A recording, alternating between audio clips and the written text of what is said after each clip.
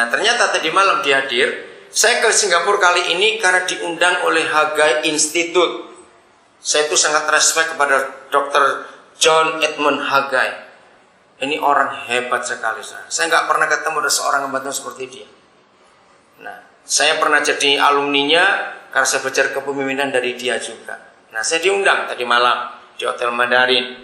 Nah, di situ ada Pak Stephen Riyadi karena Hotel Mandarin milik mereka, keluarga mereka. Nah, contohnya, saya percaya Pak Mokhtar Riyadi juga kemana-mana nggak perlu bawa duit. Betul nggak? Nggak perlu.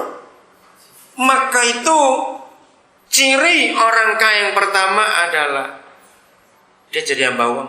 Apa sih kata hamba uang? Tuannya siapa? Itu aja.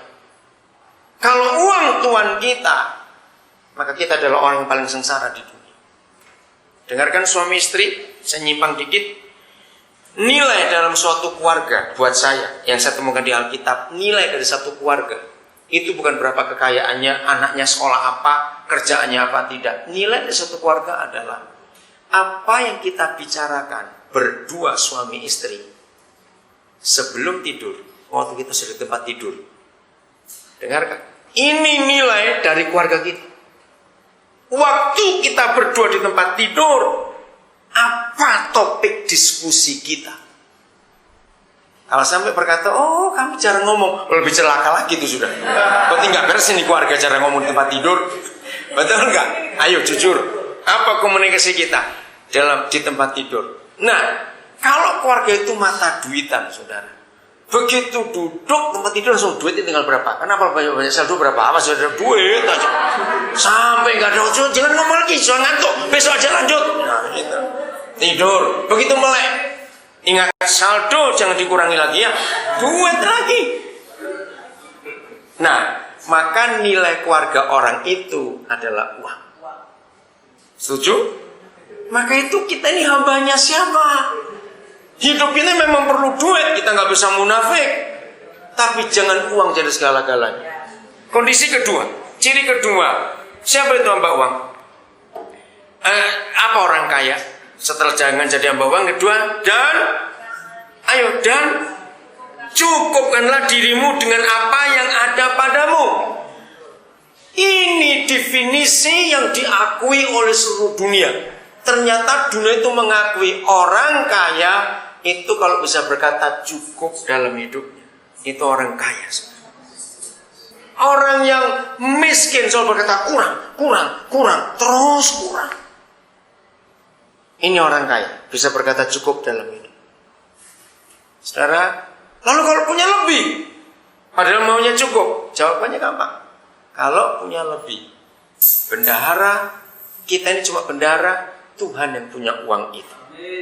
Suruh tunggu dia memerintah kita untuk buat apa. Ingat saudara, tidak ada seorang pun di antara kita sejak kita lahir sampai mati punya hak milik apa-apa, tidak. Alkitab itu berkata semua kita ini seperti bendahara. Anak orang kaya pun sekaya apa, nggak mungkin waktu lahir langsung genggam $2 gitu. Menakutkan nanti itu. Kita nggak punya apa-apa. Pak Yakub Nawawi pernah khotbah, jangan lagi pakaian. Orang yang punya pabrik tekstil pun anaknya lahir sudah telanjang, nggak mungkin langsung pakai celana dari dalam kandungan. Menakutkan. Gigi saja pinjam, lahir ompong mati ompong. Kalau sudah tua, betul tidak? Nah, apa yang kita mau harapkan? Jadi kita semua tidak pernah punya hak milik, semua dari Bapa di surga. Kalau saudara belum tahu bahasa Ibrani, saya beritahu hari ini. Bahasa Ibrani adalah satu-satunya bahasa di dunia ini yang tidak ada kata to have. Itu hebat sekali bahasa Ibrani. Jadi orang Ibrani nggak boleh berkata I have, we have, enggak. Di dalam bahasa Ibrani, misalnya saya punya mobil, itu kalimatnya jadi panjang. Tuhan memberikan saya mobil ini. Mereka nggak boleh berkata ini rumah saya, tidak ada. Ini punya saya, tidak ada. Ibrani berkata, aku dipercaya Tuhan rumah ini. Nggak ada kata ini milikku, ini punyaku, tidak ada. Begitu pula untuk istri. Tuhan memberikan aku istri ini. Tuhan titipkan kami anak-anak ini. Gak ada nih anak kami, tidak ada. Pertama saya tahu itu, saya kagum sekali. Maka itu kalau orang itu gak merasa punya apa-apa, hidupnya itu ringan sekali. Contoh aja, kalau kita jalan gak bawa dompet, gak bawa handphone, gak bawa apa-apa, kan santai jalannya. Kalau bawa apa? Lupa gak ya? Ketinggalan gak ya? Enggak. Betul atau tidak? Karena betul kata Yesus, di mana ada hartamu, di situ ada hatimu. Nah itu dia. Hebat sekali firman Tuhan itu. Kenapa dia berkata, simpan hartamu di surga, jangan di dunia ini? Kenapa dia berkata begitu? Di mana harta kita sekarang? Kalau harta kita masih di dunia, mati pasti nggak merem, saudara. Setengah melek. Kenapa setengah melek? Karena mati. Jawab. Kenapa setengah melek? Karena mati. Karena hartanya ketinggalan.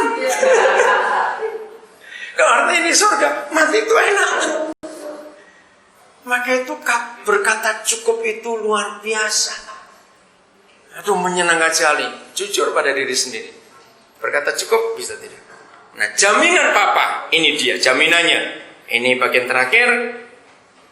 Karena Tuhan telah berfirman.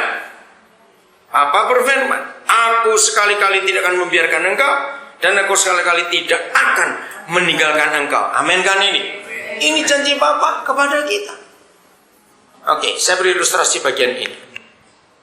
Kalau ada satu hari ada satu keluarga dengan 3 anak, masih kecil-kecil, umur 7, umur 5, umur 3. Dan hari itu ayah ibu berkata kepada anak-anak ini, besok kita nggak tahu mau makan apa. Papa mama nggak punya uang. Saya tanya, apa reaksi anak-anak itu? Nangis? Sedih? Cepat jawab, apa reaksinya?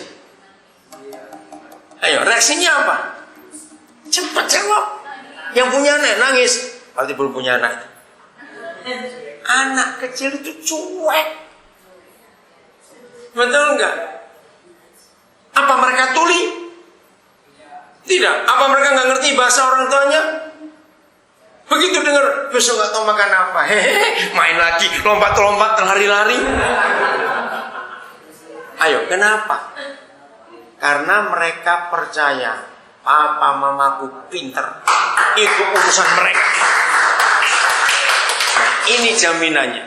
Karena Papa berfirman sekali-kali, aku tidak akan meninggalkan engkau, dan sekali-kali tidak akan membiarkan engkau. Jadi kesimpulannya, seni hidup di masa sukar itu justru siap jadi berkat lebih besar lagi kepada banyak orang yang ada di sekitar kita. Amin atau aman? Amin. Serius ini ya. Makin pelit kita makin gak diberkati. Ayo saudara, kita jadi berkat untuk siapa saja yang Tuhan suruh kita berkati. Ayat terakhir kembali ke 2 Korintus 8 ayat 9. Lalu kita berdoa. Ini ayat terkenal sekali saudara, tapi seringkali kita salah mengerti. Karena kamu telah mengenal apanya? Ayo baca, telah mengenal apa? Kasih karunia Tuhan kita Yesus Kristus. Bahwa Ia yang oleh karena kamu menjadi miskin, sekalipun Ia kaya, supaya kamu menjadi kaya oleh karena kemiskinannya. Oke? Saudara, ternyata dari orang yang ngerti bahasa Yunani, bahasa Perjanjian Baru, saya tanya. Saya itu suka tanya tenses ayat-ayat Alkitab. Tensesnya apa? Kenapa? Penting sekali mengetahui tensesnya. Ternyata ayat ini tensesnya itu present continuous tense. Jadi artinya apa ini? Terus menerus berlaku. Hah? Saya kaget. Nah, banyak orang karismatik mengambil ayat ini jadi past perfect tense. Cukup sekali saja, sudah lewat. Nggak bisa. Artinya begini, saudara. Tuhan Yesus itu kaya. Percaya nggak itu? Gak usah tanya, pastinya. Tapi percaya nggak menurut ayat ini dia tuh miskin? Kok ragu-ragu? Tadi ayatnya bilang apa? Dia miskin. Tapi begini, yang penting lagi. Yesus itu miskinnya nggak sekali. Jutaan kali dia itu miskin. Nah, itu present continuous tense.